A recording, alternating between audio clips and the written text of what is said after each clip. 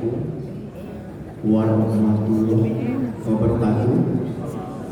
Salam sejahtera untuk kita semua. Om Swastiastu. Salam. Saudara-saudaraku, hari ini merupakan saat yang sangat berbahagia karena bisa ketemu kembali dengan saudara-saudara yang ada di Sulawesi Selatan. Sebelumnya kita salam ISPN. ISPN. Terima kasih kepada Bapak Kepala Kesbangpol yang mewakili Bapak Gubernur, kepada para pejabat, kepada Bapak Dr. Insinyur Sudibyo, ada juga Ibu Lina di sini. Saya mengucapkan terima kasih telah diberikan tempat yang bersejarah, telah diberikan tempat yang bagus ini untuk kami untuk mendeklarasikan DPD Yayasan Soekarno Putra Nusantara Sulsel. Yayasan ini kami dirikan di Batu Malang, dideklarasikan di daerah Batu Malang, tepatnya itu di kantor Wali Kota Batu saat itu. Beliau menyampaikan bahwa pakailah tempat ini karena Bung Karno itu untuk semua masyarakat, dan juga dideklarasikan di perpustakaan Bung Karno di Blitar. Yayasan ini didirikan itu merupakan satu amanat dari orang tua kami, karena bagi sang proklamator, kami sebagai putra putrinya hanya berpikir satu, pengabdian kepada Allah Subhanahu wa Ta'ala, pengabdian kepada rakyat, pengabdian kepada kemerdekaan. Maka itu di antara kami ada yang di partai, ada yang di yayasan, ada yang di dunia pendidikan. Di yayasan ada Yayasan Pendidikan Soekarno yang diketuai oleh Mbak Rahmawati, yang kita kenal Universitas Bung Karno di Jakarta. Mas Guru mengetuai Yayasan Bung Karno di Jakarta. Mbak Sukma mendirikan Soekarno Center di dekat Istana Tampak Siring, Bali. Ada juga saudara saya Kartika mendirikan Kartika Study Foundation di New York, dan saya bersama dengan Pangeran Paundra, anak Raja Solo, mendirikan yang namanya Yayasan Soekarno Putra Nusantara. Jadi seperti kata almarhum Bung Karno, bahwa di dalam satu taman sari itu terdiri dari berbagai macam butik. Jadi kita tidak perlu harus hanya di dalam satu partai saja mengabdi kepada rakyat. Dengan yayasan, dengan dunia pendidikan pun itu sudah merupakan satu yang dikatakan pengabdian. Dan Bung Karno juga pernah mengatakan, untuk mendapatkan satu kesenangan, kita harus merebut kesenangan itu dengan berjuang. Almarhum Karno juga mengatakan, prinsip berdikari, berdiri di atas kaki sendiri. Berjuanglah apabila kamu ingin sesuatu sampai titik darah penghabisan, dan jangan berpikir bahwa kamu harus tergantung kiri kanan. Untuk rakyat, untuk rakyat. Tidak pernah Bung Karno itu berpikir untuk keluarganya, tidak pernah berpikir untuk anak-anaknya, tidak pernah. Jadi kalau Rasulullah bersabda, sebaik-baiknya manusia itu apabila berguna untuk orang lain. Kalau kita membaca sebuah kitab, atau saya mengatakan buku suci yang dibaca oleh Bung Karno, yang dibaca oleh Soeharto, yang dibaca oleh Jenderal Sudirman, bahkan oleh Bill Clinton pun membaca itu menjadikan satu kitab perjuangan yang dikatakan itu Bhagavad Gita. Itu Pak Made, Bhagavad Gita, tahu artinya itu adalah nyanyian Tuhan. Kalau kita melihat satu cerita film itu Mahabharata. Nah, di dalam, boleh saya ungkapkannya tentang Bhagavad Gita itu, di dalam sloka 3:21 dikatakan bahwa apa yang kita lakukan terbaik di dunia ini, orang lain akan mengikutinya. Dan bukan hanya orang lain, tetapi dunia pun akan mengikutinya. Itu yang bisa saya sitir dari Bhagavad Gita itu. Saudara-saudaraku, di sini kalau kita lengkap, kita lihat pengurusnya sudah sangat lengkap ya. Ada dari seorang doktor yang sangat ahli di bidangnya dan diakui di Sulsel ini, bahkan di daerah lain. Ada Dr. Leo, ada bekas mantan anggota dewan dari PDIP, Bapak Insinyur Suwardi Yong, ada juga dokter yang lain, ada juga dari pemuka agama, ada juga dari yang saya katakan birokrasi. Kenapa beliau ini ingin bersatu di kita? Karena yayasan kami tidak terpaku atau tidak dikendalikan oleh partai politik manapun. Karena Bung Karno itu berada di semua pihak, tidak memilih-milih, saudara-saudaraku. Kenapa saya ingin di Sulsel ini ada DPD atau cabang? Almarhumah ibu saya berasal dari Bolaang Mongondo, di salah satu bagian di Sulawesi Utara, dari tepatnya kerajaan Bolaang Mongondo. Nah, kemudian dari kerajaan Bolaang Mongondo itu ada utusan dari kerajaan Bone pergi ke Bolaang Mongondo, menikahlah antara Bone dengan Bolaang Mongondo. Sehingga pada saat 2019, kenapa saya memilih Bali? Karena nenek saya dari Bali, berjuang dari ujung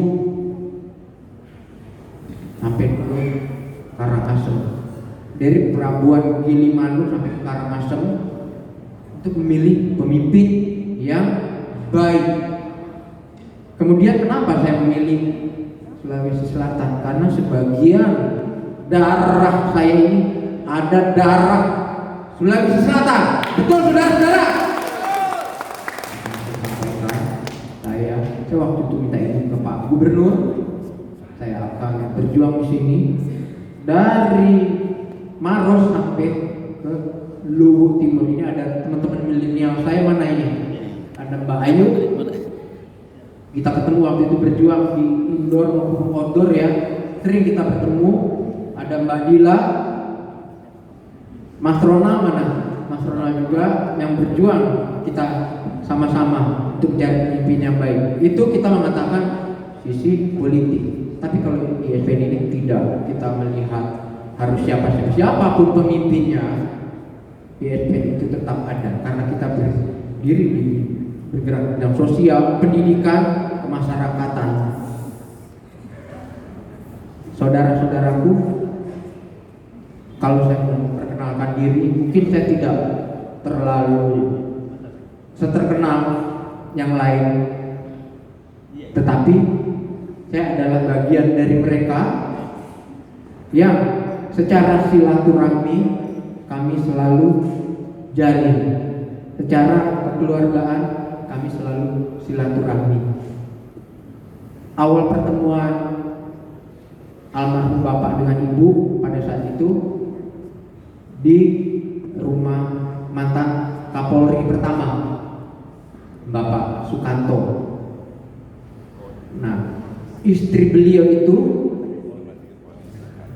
Magdalena Mokoginta, tokoh Sumpah Pemuda. Itu adalah tante langsung dari almarhumah ibu saya.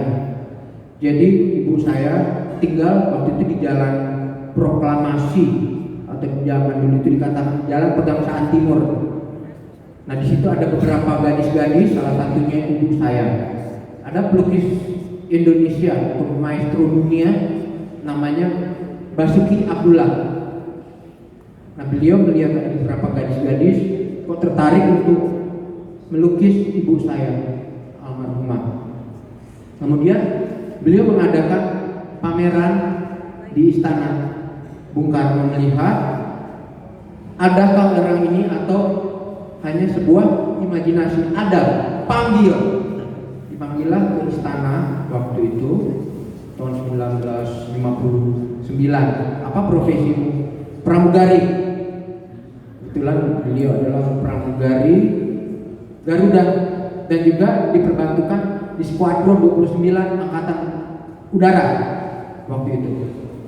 Oh, Bung Karno mengatakan kebetulan Indonesia mencari untuk ada utusan Indonesia ke San Francisco mengikuti festival pramugari sedunia. Dilakukan training beberapa lama, ibu saya pergi ke San Francisco, kembali ke Indonesia semakin dekat. Tapi memang karena kami dari keluarga kerajaan, sehingga dari Ibu Magdalena Mokoginta yang salah satu pendiri Bayangkari kurang menyetujui, karena dalam kerajaan itu tidak boleh menjadi istri kesekian-kesekian. Tetapi almarhumah ibu saya dengan berat hati memilih tetap dengan bapak apapun konsekuensinya. Karena profesinya pramugari, pada saat Indonesia mempunyai pesawat kepresidenan, kalau dalam sejarah kita lihat pesawat Dolok Martimbang. Jadi ibu saya selain sebagai istri, mereka menikah tahun 1959, juga profesi sebagai pramugari. Nah, disitulah ibu saya bisa berinteraksi dengan kakak-kakak, dengan Mas Tok, Mbak Rahma, Mbak Mega, dan yang lain-lain, dan diperkenalkan ini sebagai salah satu istri saya. Dan memang sesuai dengan apa yang dikatakan bahwa Bung Karno itu ada hari-hari tertentu yang anak-anak beliau itu makan bareng dengan istrinya. Nah, disitulah jadi kedekatan ibu saya dengan anak-anak dari Ibu Fatmawati itu sudah terjalin lama. Maka itu setelah kami kembali ke Indonesia dari Jerman waktu itu, jadi Bung Karno itu mempunyai dua istri yang bukan diutus pada saat itu, hamil tua. Ibu Dewi dikirim ke Perancis, ibu saya dikirim ke Jerman Barat karena situasi sudah sangat genting saat itu. Nah, ibu saya dititipkan di keluarga Darusman, diplomat duta besar Jerman pada saat itu. Yang kita kenal dari kerabat beliau itu Marzuki Darusman. Kemudian mungkin kita kenal lagi penyanyi Vina Panduwinata yang baru kembali ke Indonesia tahun 1983. Bagi saya, apa yang dikatakan Bapak bahwa kita itu harus merasakan gemblengan kehidupan, itu yang kami rasakan. Dari kakak kami yang paling tua tidak boleh berkuliah, dan saya juga merasakan, tapi bagi saya is over ya, itu sesuatu yang tidak perlu diulang-ulang lagi. Itu apa yang dikatakan oleh orang tua ternyata menjadi petua kami semua, dan kami rasakan perjuangan hidup ini karena Bapak tidak meninggalkan sesuatu yang sifatnya materi, tapi hanya semangat. Nah, kalau mau melihat sejarah dari istri-istrinya, itu bisa dilihat di internet, 9 istri Bung Karno. Dari Ibu Siti Utari yang pertama, Ibu Niki Garnarsi, Ibu Fatmawati, Ibu Hartini, Ibu saya Kartini Manopo, Ibu Haryati, Ibu Yuri Kesamar, dan terakhir Ibu Helmi Jafar. Sebenarnya itu sudah ada sebuah film yang menceritakan tentang kisah cinta Bung Karno yang diberi judul Nine Reasons. Jadi tentang kehidupan pertemuan Bung Karno dengan 9 istri-istrinya ini. Saudara-saudaraku, seperti saya katakan tadi bahwa banyak sekali di sini ahli-ahli. Bahkan di bidang seni ada juga Bapak Zainal Geta, ya, pelukis tanah liat. Pak, mudah-mudahan dengan Bapak ada di yayasan ini bisa dikembangkan, karena bagi saya lukisan tanah liat itu sesuatu yang unik. Kalau kita lihat selama ini kan ada lukisan dari pasir, tapi ini dari tanah liat betapa sempurnanya lukisan ini, yang mungkin kalau orang melihat itu sangat tergugah. Saya kenal dengan Pak Zainal Geta itu sudah dari setahun yang lalu pada saat saya berjuang di sini. Nah, kemudian karena saya suka juga seni, saya melihat lukisan ini bagus-bagus sekali. Nah, baru sekitar 1 bulan yang lalu teman-teman kita ketemu lagi dengan Bapak Zainal Geta ini dan ingin masuk kemari. Kenapa tidak, saya bilang. Kemudian juga ada seniman lagu dan tari yang sudah saya mengatakan kaliber internasional, Pak Cucut mana? Pak, ini silahkan mari. Beliau sudah mendapat sertifikat yang dikatakan maestro. Sekali lagi maestro ya. Kalau maestro itu yang saya tahu Mas Guru Soekarno Putra pernah mendapatkan sertifikat itu maestro. Nah, kemudian bulan Juni Bapak akan pergi lagi ke luar negeri dengan satu festival yang lebih besar lagi dibanding yang pernah Bapak dapatkan katakan maestro itu ya Pak ya. Mudah-mudahan dari pemerintah Sulsel bisa memperhatikan seniman-seniman kita yang ada ini.